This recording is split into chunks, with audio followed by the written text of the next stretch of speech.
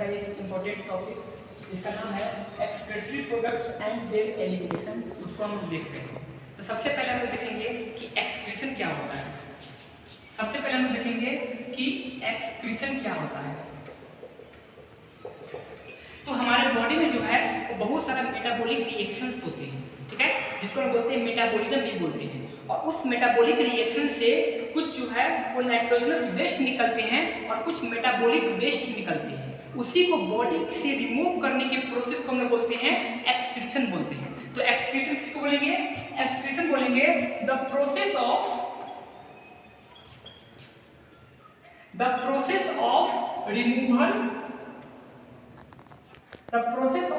Removal of पहला metabolic waste,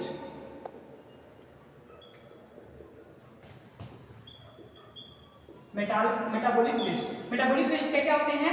metabolic waste होते हैं CO2 होता है और वाटर होता है, और दूसरा नाइट्रोजनस वेस्ट। नाइट्रोजनस वेस्ट क्या क्या होते हैं? नाइट्रोजनस वेस्ट होता है अमोनिया, दूसरा होता है यूरिया, और तीसरा होता है uric acid. From our body is known as excretion, ठीक है। तो एक्सक्रीशन किसको बोलेंगे?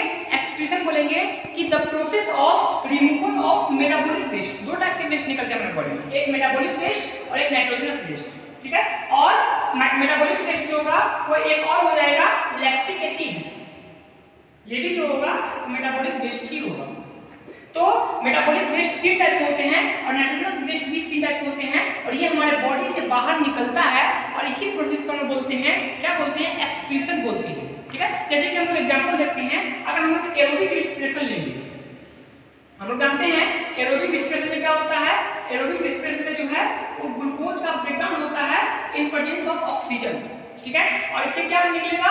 इससे निकलेगा CO2 निकलेगा प्लस वाटर निकलेगा, और 36 या 38 ATP एनर्जी रिलीज होगा, ठीक है। और दूसरा अगर हम लोग एनारोबिक रिस्पिरेशन ले लें जो हमारे मसल सेल्स में होते हैं, एनारोबिक रिस्पिरेशन जो हमारे मसल सेल्स में होते हैं, जिसमें ग्लूकोज का ब्रेकडाउन होता है इन एब्सेंस ऑफ ऑक्सीजन, ठीक है। और ये किसमें कन्वर्ट होता है? ये कन्वर्ट होता है लैक्टिक एसिड में,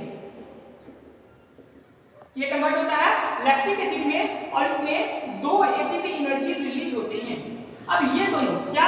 पहला CO2, दूसरा वाटर, और तीसरा ये लैक्टिक एसिड, ये तीनों क्या हो जाएगा? ये तीनों जो हो जाएगा यही हो जाएगा मेटाबॉलिक वेस्ट,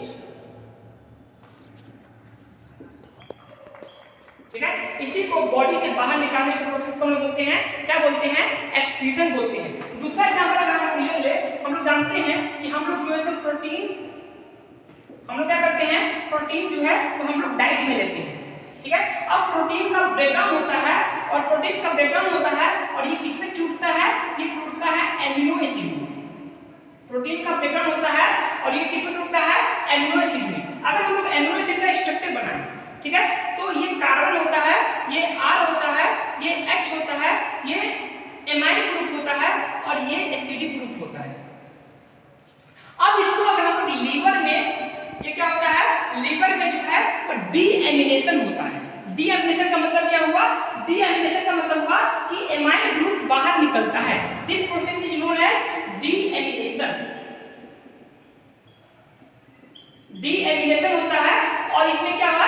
ये एमाइड ग्रुप जो है वो अमोनिया के फॉर्म में बाहर निकलता है, ठीक है। तो अमोनिया के फॉर्म में बाहर निकल गया। अब जो बचा, क्या बचा?